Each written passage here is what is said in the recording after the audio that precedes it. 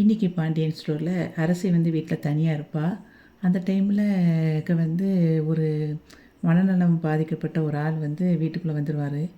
இவள் வந்து ரூம்லேருந்து அப்போ தான் வெளியே வருவாள். வரும்போது பார்த்தா ஹாலில் ஒரு சவுண்டு கேட்டுகிட்டே இருக்கும். என்னடான்னு சொல்லி எட்டி பார்க்கும்போது அந்த சோஃபாவில் வந்து ஒரு ஆள் படுத்திருப்பான்.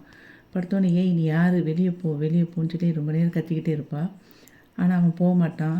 போகாமல் இவள் பக்கத்தில் வந்துக்கிட்டு இருப்பான். அப்போ அங்கேருந்து அவங்க வீட்டில் ஆப்போசிட்டில் இருக்கிற அவங்க அம்மாச்சி வந்து என்னடா இது சத்தம் கேட்குது அங்கே இருந்துட்டு எட்டி பார்த்துக்கிட்டு இருப்பா.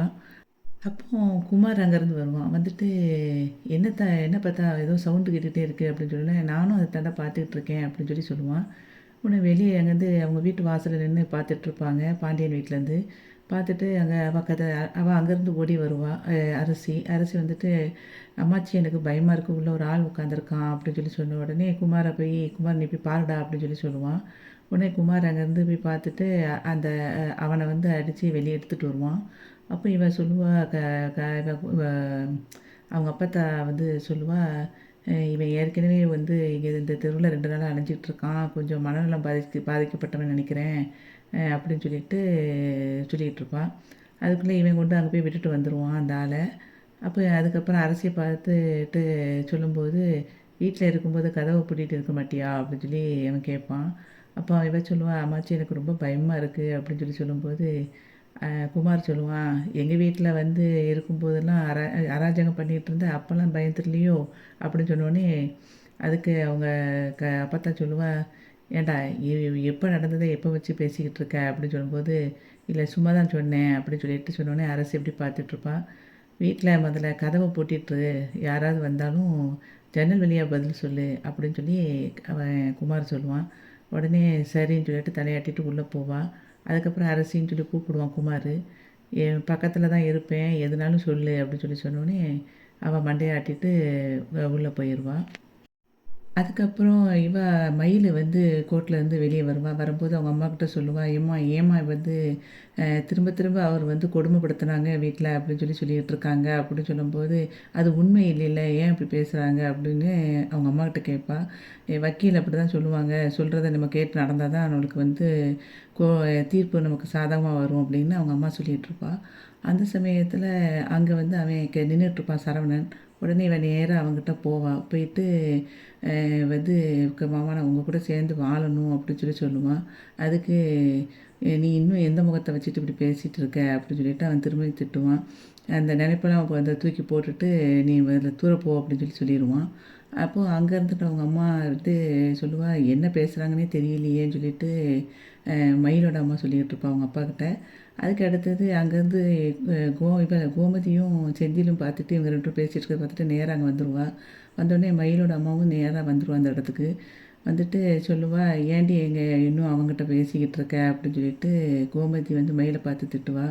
அப்போது அவள் சொல்லுவா, ஏன்த்த நீங்களும் இப்படி பேசுகிறீங்கன்னு சொல்லும்போது, அத்தையா இனிமேல் அந்த அத்தைங்கிற வார்த்தையும் சொல்லிக்கிட்டு இருக்காத அப்படின்னு சொல்லுவாள். அப்போ செந்திலும் சொல்லுவாள், இனிமேல் எந்த உறவும் கொண்டாடாதீங்க, எங்கள் வீட்டில் யாரையும் அப்படி சொல்லி கூப்பிடக்கூடாது அப்படிங்கிற மாதிரி செந்திலும் திட்டுவான்.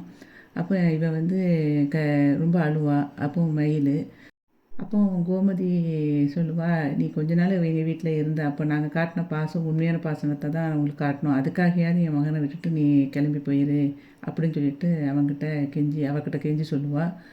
உன்னை பார்த்தாலே எங்களுக்கு பயமாக இருக்குது அப்படின்னு சொல்லிட்டு வாடா அப்படின்னு சொல்லிட்டு சரவணனை கூட்டிகிட்டு போயிடுவாள்.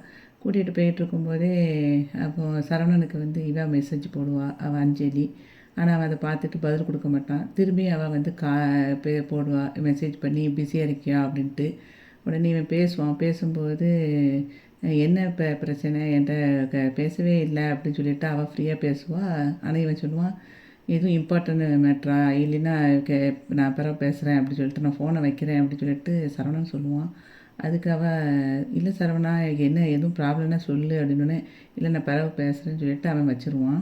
அதுக்கப்புறம் காரில் ராஜியும் கதிரும் வந்துக்கிட்டு இருப்பாங்க. வந்துக்கிட்டே இருக்கும்போதே இவன் வந்து அவன் ஃப்ரெண்டு கேட்பான் அவங்ககிட்ட ராஜிக்கிட்ட, உங்கள் கிளாஸ்லாம் எப்படி போகுது அப்படின்னு கேட்கும்போது, சூப்பராக போகுது அப்படின்னு சொல்லுவாள். போஸ்டிங்லாம் அப்போ காரைக்குடியிலே போட்டுருவாங்களா அப்படின்னு கேட்பான். அதுக்கு அவள் சொல்லுவாள், அப்படிலாம் போடுறதுக்கு வாய்ப்பு இல்லை அப்படின்னோடனே அதுக்கு ஃப்ரெண்டு சொல்லுவான், அப்போ நீ ஒரு பக்கமும் கதிர் ஒரு பக்கமும் இருப்பானோடனே அப்போ அவன் ஷாக் ஆயிடுவான். இவன் டீ குடிக்க வந்து அவன் ஃப்ரெண்டு கீழே இறங்கின உடனே இவன் சொல்லுவா, எப்படி நான் உன்னை வந்து விட்டுட்டு அப்படி போக முடியும் அப்படி சொல்லும்போது அவன் சொல்லுவான், நம்ம வந்து கனவை நோக்கி போய்கிட்டு இருக்க நேரத்தில் இந்த மாதிரிலாம் யோசிக்கக்கூடாது, நான் எப்பவும் உன் பக்கத்தில் தான் இருப்பேன், நீ அதை நினச்சி யோசிக்காத, உன் நாளையிலேருந்து கிளாஸை கரெக்டாக அட்டன் பண்ணி நீ அதை மட்டும் பாரு அப்படின்னு சொல்லிட்டு ராஜிக்கிட்ட சொல்லுவான். அதுக்கப்புறம் இங்கே வந்து கோமதி வீட்டில் உட்காந்துட்ருப்பா, பாண்டியன் வீட்டுக்கு வருவான்.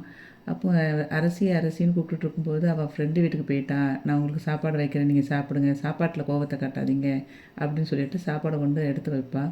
வச்சுட்டு கோர்ட்டில் நடந்த எல்லா விஷயத்தையும் ஒன்று ஒன்றா சொல்லிக்கிட்டே இருப்பாள். அவன் அப்படியே பேசாமல் அப்படியே கேட்டுக்கிட்டே சாப்பிட்டுட்டே இருப்பான். ஃபைனலாக சொல்லிக்கிட்டே இருக்கும்போது, ஏங்க நான் ஒன்று ஒன்றா உங்ககிட்ட தானே சொல்லிக்கிட்டு இருக்கேன், நானாக உங்ககிட்ட பேசலை, நீங்கள் வந்து பையன் மேட்ரு தானே பேசுகிறேன், அப்போமாவது காது கொடுத்து கேட்கலாம்ல அப்படின்னு சொன்ன உடனே கோவத்தில் கையை கழுவிட்டு சாப்பிடாம அப்படியே போயிடுவான். அப்படியே இன்றைக்கி வந்து பாண்டியன் ஸ்டோர் வந்து முடிஞ்சுது. வீடியோவுக்கு ஒரு லைக் கொடுத்து சேனலை சப்ஸ்கிரைப் பண்ணுங்கள். நன்றி.